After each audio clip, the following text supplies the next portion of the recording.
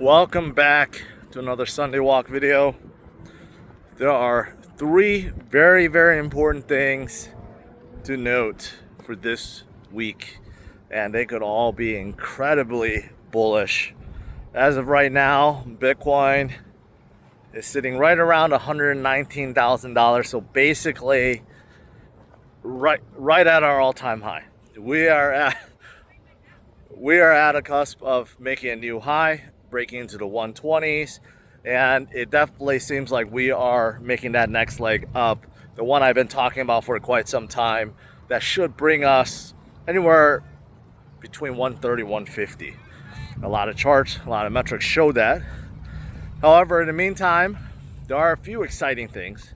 One, altcoin season. Is it finally coming? That's one of the things I want to talk about. And there's two other things that's coming this week. A lot of things, right? When money is flowing in, when everything's going up, that's when it's super exciting. So let's get started. Let's talk about the first thing. The first thing is a lot of acts. Okay, the Clarity Act, the Genius Act, and anti-stablecoin or anti-CBDC Act. There's three major crypto acts that should be getting some house time this week, right? And who knows?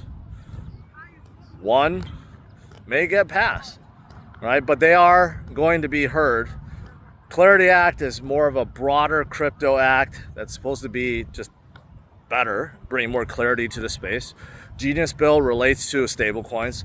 We know that. And there's some other anti-CBDC act, I believe, that relates to stablecoins. But overall, these will be very positive, right? And we've been waiting for them. Now that the big, beautiful bill is done, the House is going to start working on some of these things, which is great. Genius Bill, for example, it passed the Senate with flying colors. So if it could pass the House with flying colors, great. Now the Clarity Bill, I don't know what the consensus is within the House, but let's see how that goes. And this other bill that I'm not too familiar with, but basically it outlaws like CBDCs, I believe. Maybe wrong about that, but I think this would be big this week. Any favorable ruling, obviously, anything really should be great. Number two is there is going to be another CPI report. Okay, CPI report, I think on Tuesday. That will measure inflation for June. Now, ever since the tariffs came out, everyone's been anticipating the inflation to go up. And so far, we haven't really seen it. Now, if this latest report comes in like right in line or even below expectations, it will blow up markets. Right? A lot of people are starting to come to this realization that maybe all the tariffs are not going to add, dollars to price of goods and services. I saw Tom Lee recently talked about this on CNBC. He's like, you know what? Tariffs are bringing in annualized trillions per year if it keeps on going, and we haven't really seen any price hikes with price of goods. And if this continues, this is a big win, right? But obviously, if the inflation report goes upwards, it's not going to be a good thing. But we'll see. The last few that came out last month were all like in line or below. So I don't know. I don't know if we're going to see something different. So this is good. This is going to be really good. It could blow markets up if we get a pretty good reading. Now, another thing to watch out for is the ETF inflows. Last week, we saw one of the biggest inflow weeks ever, 2.7 billion into Bitcoin and ETH. So obviously we had back-to-back days of 1,000 million, which is 1 billion. I don't know why I said that, but yeah. So overall, ETFs are doing their thing. They're sucking up the supply. Wall Street wants to put more money in, and that's exactly what's happening. And this week, we see the same type of inflow, if not more. It's definitely going to drive things up. Again, a lot of you guys asked about the OTC market before, right? Asked about, well, if all these guys keep buying OTC, how is the price ever going to move? This is how. Because there will be times where demand is so great, there's not enough in the OTC market to fulfill. That's when the price goes up. We have seen this time and time and time again. It's not like the OTC market's a new thing. The concept is not new. It's been out forever. So right now, if we're getting close to $3 billion worth of Bitcoin and ETH buys per week, just do the math. There's not enough to go around. That's why Bitcoin continues to tick higher and higher. And that's just ETFs alone. That doesn't include the companies that continue to buy billions per week as well. So you add it all together, that's a lot of buying. So that's something else to look at. The last thing, I think that's already three things, but I'm gonna go into fourth. The fourth thing is altcoin season. Now, a lot of you guys saw that over the last few days, a lot of alts start coming up.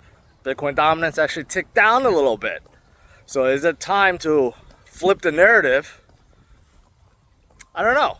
I think it's still too early to tell.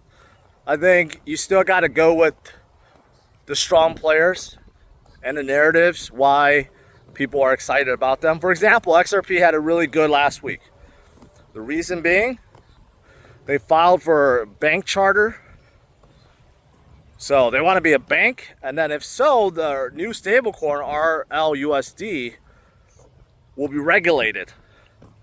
And if it's regulated, then, it could be a big contender in the US.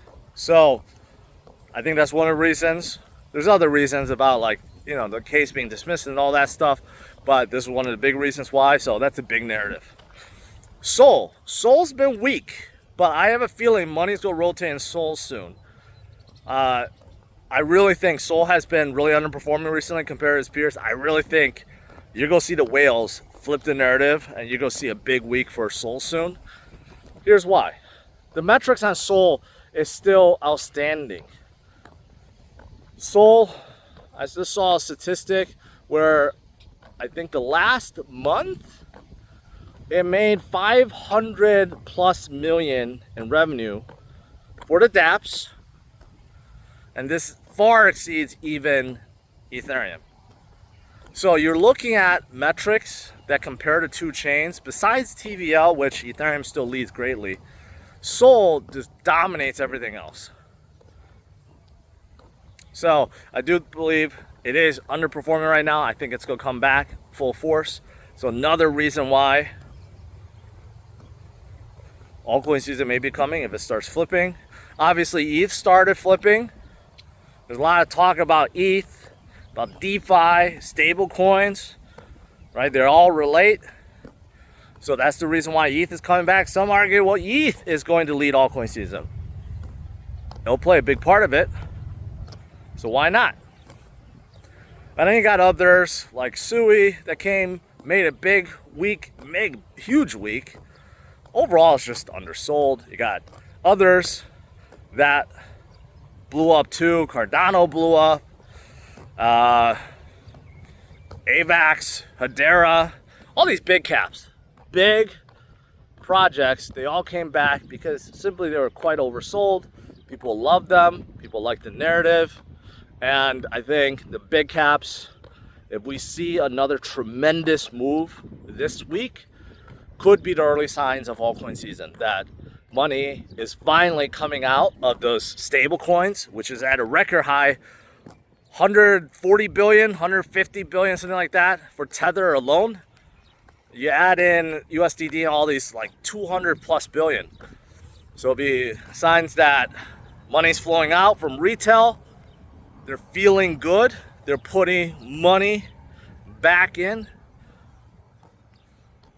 And if we see that, Bitcoin dominance can continue to come down, and that's what we want to see, right? So We'll see if it happens this week, guys. These are the things to look out for this week.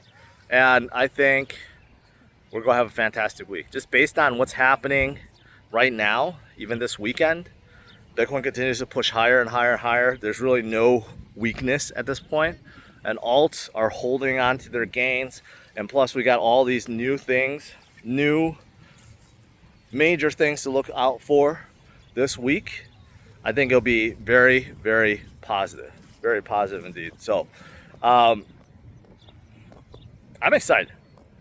I'm excited. I think a lot of you guys are. We haven't had this kind of momentum in quite some time, right? Kind of feels like back in January again, right? When Bitcoin was first coming up and a lot of the alts started going up. It feels like that a little bit, but I guess we'll have to see what the alts do this week. But I think overall, we're looking good. We're looking good. That CPI print, this week, if it comes in favorable, it's gonna be really good. Really, really good.